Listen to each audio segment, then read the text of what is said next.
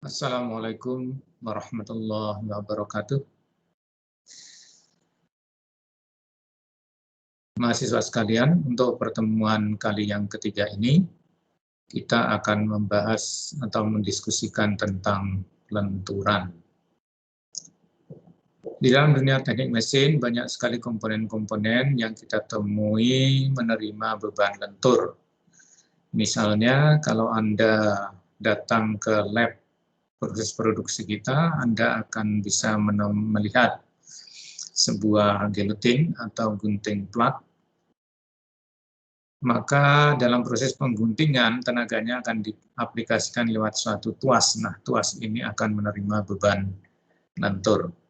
Begitu juga misalnya ketika Anda melakukan drilling atau pengeboran lubang yang kecil, maka di situ Anda juga akan mengaplikasikan pemakanan itu melalui tuas yang juga menerima beban lentur. Demikian juga misalnya sayap pesawat terbang relatif terhadap bodi pesawat, itu juga menerima beban lentur. Kemudian as pada truk gandeng misalnya, as pada gerbong-gerbong kereta api, itu juga menerima beban lentur. Kemudian banyak balok-balok di dalam struktur mesin, seperti sasis misalnya, itu juga menerima beban lentur. Jadi sebetulnya banyak sekali elemen mesin itu yang menerima beban lentur. Coba kita lihat sekarang untuk yang pembebanan lentur. Oke, ya. Kalau kita lihat pada balok cantilever yang ada di sebelah kiri ini menerima beban lentur. Sehingga kalau kita melihat diagram benda bebasnya, maka di sini di ujung B akan terdapat beban gaya luar sebesar F, kemudian di sepanjang balok tidak terjadi apa-apa, maka pada titik A akan kita peroleh reaksi vertikal sebesar RA dan reaksi momen sebesar MA. Kemudian untuk gaya lintangnya SFD, maka di sini kita akan mendapatkan dari prinsip keseimbangan, jumlah gaya-gaya vertikal sama dengan 0, maka RA sama dengan F. Sehingga di sini kita dapatkan beban atau diagram beban gaya lintang, itu seperti yang ditunjukkan SFD di sini. Sedangkan gaya normalnya karena tidak ada komponen aksial, maka tidak ada gaya normal yang bekerja atau sama dengan 0. Kemudian untuk momennya kita bisa mengetahui bahwa Mx sama dengan F kali X, maka ketika X sama dengan 0 berarti di titik B momennya akan sama dengan 0, dan ketika X sama dengan L maka Mx sama dengan F kali L, yaitu di titik A sama dengan MA. Maka DMD-nya seperti ini. Sedangkan untuk balok dengan tumpuan sederhana, itu ini ditunjukkan di sini pembebanannya simetris, sehingga kita dapatkan RA sama dengan RB sama dengan F per 2. Sehingga akan kita dapatkan DBB-nya seperti yang ditunjukkan pada gambar yang paling atas ini. Kemudian SFD-nya, diagram gaya lintang, itu ada RA di A, kemudian ada F di tengah bentangnya, kemudian ada RB di B. Sehingga kita dapatkan SFD seperti ini. Gaya normal, sekali lagi tidak ada gaya aksial yang bekerja, sehingga sama dengan 0. Kemudian untuk BMD-nya, maka ini adalah simetri, sehingga kita bisa menganalisis separuhnya saja. Kalau kita ambil separuh yang di sebelah kanan, kemudian kita flip atau balik ke atas, ya, dengan sumbu balik adalah sumbu X-nya, sumbu putarnya, pencerminannya, maka akan kita dapatkan sama persis dengan yang kita peroleh balok cantilever di titik B. Maka ini juga akan sama. Setengah ini sama SFD-nya, NFD-nya, DBB-nya, dan BMD-nya dengan gambar yang di sebelah kiri. Oke, nih. Kemudian kalau kita menganalisis tegangan yang terjadi dari pembebanan lenturan ini, maka misalnya kita ambil dua titik sembarang tepat di sumbu netralnya, itu titik P dan titik Q, maka kalau kita besarkan, kita peroleh seperti yang ada di sebelah kiri di bawah ini, titik P dan titik Q, maka bentuk asalnya adalah 1, 2, 3, 4. Setelah dibebani, dia akan menjadi 1, 2 aksen, 3 aksen, 4. Artinya apa? Artinya di permukaan atas ini akan terjadi tekanan, dan di bagian bawah terjadi tarikan. Tandanya adalah di bagian atas terjadi perpendekan sebesar 2 sampai 2 aksen, dan di permukaan bawah akan terjadi perpanjangan sebesar 3 sampai 3 aksen. Oke, sedangkan pada suatu serat atau titik yang berada sejauh Q dari sumbu netralnya PQ, itu akan terjadi perpanjangan yang sangat kecil yang bisa kita lihat di sini. Nah, penampang ini kalau kita lihat dari sebelah kanan, akan kita dapatkan seperti pada gambar yang di tengah ini, dan distribusi tegangannya itu akan mengikuti sigma XX sama dengan MB kali Y per I. Dengan MB adalah besar momen lentur di penampang itu, kemudian Y adalah jarak titik yang kita amati dari sumbu netralnya, kemudian I adalah inersia penampang lintang balok itu. Jadi penampang lintangnya harus homogen di sini. Maka, tidak harus homogen ya, tidak harus homogen. Maka dari statika struktur, di setiap penampang lintang sembarang sepanjang balok AB ini akan terdapat momen lentur yang besarnya sama dengan RA kali X atau RB kali X. Ya, untuk batasan X maksimum sama dengan L per 2. Dengan demikian, maka kalau kita lihat persamaan besar tegangan yang terjadi, sigma XX sama dengan MB kali Y per I minus, maka MB adalah konstan pada suatu penampang tertentu, I juga konstan pada suatu penampang tertentu, sehingga MB per I minus MB per I adalah konstan. Dengan demikian, maka grafiknya adalah merupakan grafik fungsi linier, sehingga distribusi tegangan sepanjang tinggi baloknya ditunjukkan pada gambar yang paling kanan ini, garis linier, ini sigma XX. Oke, contoh soal misalnya kita memiliki suatu gandar kereta tambang atau lori pengangkut tebu misalnya. Gandar atau as suatu trailer barang dengan ukuran dan pembebanan seperti gambar di samping, penampang seperti gambar di bawah, ini di gambar ini ya. Maka dari pembebanan ini kita lihat pembebanannya juga simetri, F ini adalah pegasnya, kalau kendaraan pakai pegas, maka karena simetri, RA akan sama dengan RB, sama dengan F, yaitu 30 kilonewton. Nah, 30 kilonewton. Sehingga untuk BMD-nya, maka akan kita dapatkan MA sama dengan MB sama dengan 0, karena di ujung-ujung. Kemudian MC sama dengan MD sama dengan RA kali 400 atau sama dengan RB kali 400. Karena RA sama dengan RB, maka MC sama dengan MD.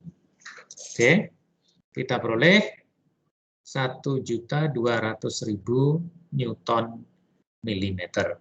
Oke, sehingga ME sama dengan MC sama dengan MD. Kalau kita lihat letak titik penampang E ini 500 mm di sebelah kanan tumpuan A, maka dia ada di sini, maka momennya sama dengan MC sama dengan MD. Oke, kita diminta untuk menghitung besar tegangan normal yang terjadi di suatu lapisan yang berjarak plus dan minus 30 mm dari sumbu netral, yaitu di kedua garis biru ini. Ini yang minus 30, ini yang plus 30. Penampangnya berjarak 500 mm sebelah kanan tumpuan A. Oke. Nah, pertama kita menghitung inersia linier penampangnya yang kita bagi menjadi 3, dan di sini sebetulnya ada 2 sumbu simetri ya. Karena ada 2 sumbu simetri, maka titik beratnya langsung kita bisa ketahui di perpotongan kedua titik sumbu simetri tersebut. Kemudian karena dia simetri, maka web yang di sebelah atas, flange yang di sebelah atas dan flange yang di sebelah bawah, flange 1 dan flange 3, itu akan memiliki inersia yang sama besar. Sehingga kita dapatkan IX1 sama dengan IX3 sama dengan 1/12 alasnya B, tebalnya H pangkat 3, ditambah teorema pergeseran sumbunya, luasnya 60 kali 6, pergeserannya adalah 90 kali 2 ditambah, 90 bagi 2, ditambah 6 dibagi 2 atau 48 kuadrat, sehingga didapatkan di sini 830.520 mm pangkat 4. Sedangkan IX2 tidak ada pergeseran sumbu, IX2 sama dengan 1/12, B-nya 8, hanya 90 pangkat 3. Kita peroleh 486.000 mm pangkat 4, sehingga I total sama dengan IX sama dengan IX1 tambah IX2 tambah IX3 sama dengan 2.147.040 mm pangkat 4. Dengan demikian, maka untuk Y sama dengan plus 30 akan kita dapatkan sigma XX sama dengan min 12 juta, M-nya ya, M-nya 12 juta, kali plus 30 dibagi 2.147.040. Kita peroleh min 167,67 megapascal. Sedangkan ketika Y sama dengan min 30 akan kita dapatkan sigma XX sama dengan 12 juta kali min 30 dibagi 2.147.040. Kita dapatkan 167,67 megapascal. Oke.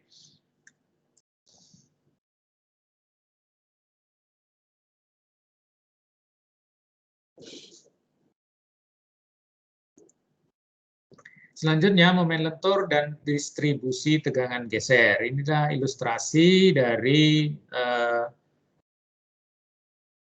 tegangan-tegangan yang terjadi di sepanjang PQ. Jadi, kalau kita lihat di sini, ya, ini adalah dalam kesetimbangan ya, dalam kesetimbangan, sehingga ya, ini adalah tadi sigma XX di permukaan atas, ini kita bisa lihat akan mengalami tekanan, kemudian di permukaan bawah akan mengalami tarikan. Maka untuk elemen PX, irisan PX panjang DX ini, kita akan dapatkan di sini, ini adalah tegangan geser yang terjadi pada antar lapis di penampang sejauh Y1 dari sumbu netralnya, ya, di bawah sumbu netral. Maka suatu luasan yang besarnya DJ kali DZ itu akan mengalami pembebanan seperti juga yang ditunjukkan pada gambar ini. Ya. Ini besar tegangan geser yang dialami suatu lapisan tertentu di suatu penampang akibat momen lentur pada suatu balok berpenampang sembarang dinyatakan oleh tau YX sama dengan FJ kali Q per I kali T. Fj adalah besar gaya lintang pada penampang itu yang diperoleh dari SFD. Kemudian Q adalah momen dari suatu bidang dari lapisan itu sampai serat terluar terhadap sumbu X. Jadi momen dari bidang ini P aksen, P double aksen, kemudian 4 double aksen 4 bidang ini terhadap sumbu netralnya, yaitu besarnya sama dengan B kali H per 2 min Y1 dikalikan dengan Y1 plus H per 2 min Y1 dibagi 2. Sehingga dengan demikian, nanti akan kita peroleh harga Q untuk bangun yang teratur. T adalah lebar alas pada lapisan itu, I adalah inersia penampangnya, H tinggi atau tebal baloknya, Y1 jarak lapisan itu dari sumbu netral, maksudnya lapisan yang akan kita lihat besar tegangannya berapa di titik itu. Untuk penampang segi 4, dengan substitusi harga Q tadi, harga T, maka akan didapatkan tau YX sama dengan FY per 2I kali H per 2 dikuadratkan min Y1. Oke. Nah, persamaan ini kalau kita lihat, ini FY di suatu penampang tertentu konstan, I konstan, kemudian H juga konstan. Sedangkan harga Y1 itu bervariasi antara 0 sampai dengan H per 2. Sehingga kita bisa melihat di sini, ini garis perkaliannya adalah konstan, kemudian ini adalah kuadratik, sehingga grafiknya adalah berupa grafik hiperbolik, seperti yang ditunjukkan pada gambar sebelah kanan ini. Oke. Ternyata bahwa tegangan geser yang terjadi kebalikan dari tegangan normal. Kalau tegangan normal maksimum terjadi pada serat terluar, tetapi di sini tegangan geser maksimum terjadi pada sumbu netral, yang di situ tegangan normalnya sama dengan 0. Sedangkan pada serat terluar, di sini tegangan gesernya sama dengan 0, sedangkan tegangan normalnya maksimum. Ya, jadi kebalikannya. Oke, contoh yang kedua, momen lentur dan distribusi tegangan geser. Pada pembebanan seperti contoh 1, hitunglah besar tegangan geser yang terjadi di suatu lapisan yang berjarak plus 30 mm dan minus 20 mm dari sumbu netral pada suatu penampang E yang berjarak 300 mm dari ban sebelah kiri. Ini ya, ditunjukkan di sini. Oke, maka kita tadi sudah memperoleh RA sama dengan RB dan IX sama dengan 2.147.040 mm. Sehingga diperoleh SFD seperti gambar ini, jadi RA, kemudian F, lalu tidak ada beban sampai dengan F berikutnya, kemudian ada RB. Nah, dari penampang ini, titik-titik yang tadi diminta tegangan gesernya adalah titik yang biru di bawah ini, plus 30, dan titik yang biru di sebelah atas sama yang min 20. Dengan demikian, maka akan didapat FY sama dengan RA 30 kN dari gambar penampang terlihat bahwa lebar penampang di Y sama dengan plus 30 dan Y sama dengan min 20 adalah 8. Sehingga di Y plus 30 akan kita dapatkan Q sama dengan lebar alasnya adalah 45 min 30. Yang mana ini? Kali 8. Oh, ini ya. Ini luasnya ini. Ini 45 min 30 ya. Ini 45 sampai ke sini. Ini 30, berarti yang di luarnya ini adalah 45 min 30. Tebalnya 8, kemudian jaraknya adalah 15 per 2 terhadap sumbu netral. 15 per 2 ditambah dengan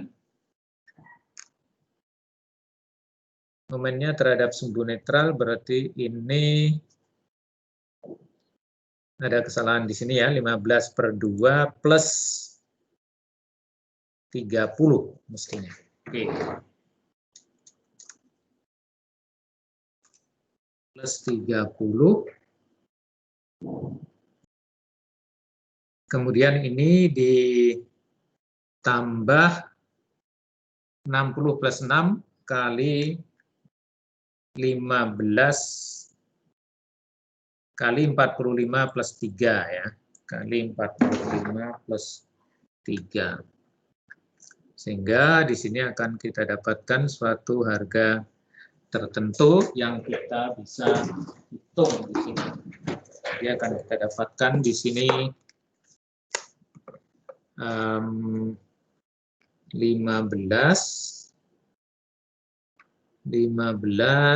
kali 8 kali 37,5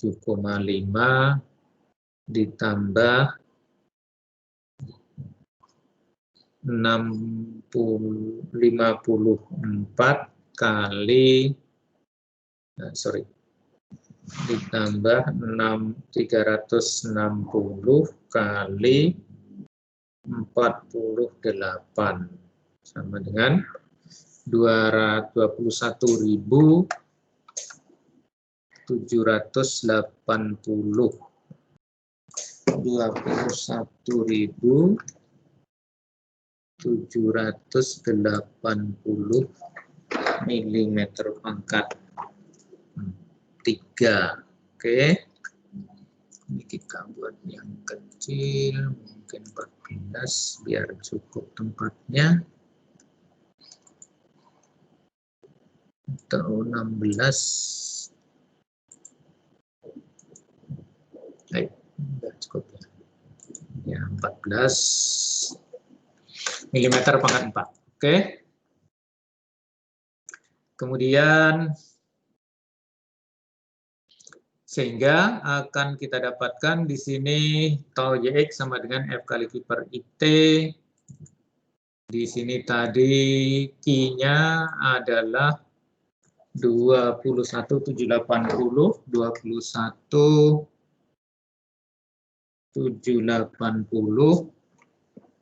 kali 30.000 dibagi 2147.040 kali 8. 38,04.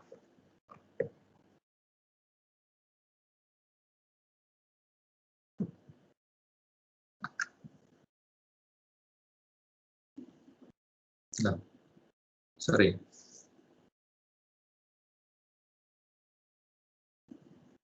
Ya. 38,041. Oke. Ya. Ini kemudian di Y sama dengan min 20, berarti dia 45 min 20 kali 8 kali 25 per 2 plus 20. Ya. Plus 20 tambah 60 kali 6 ditambah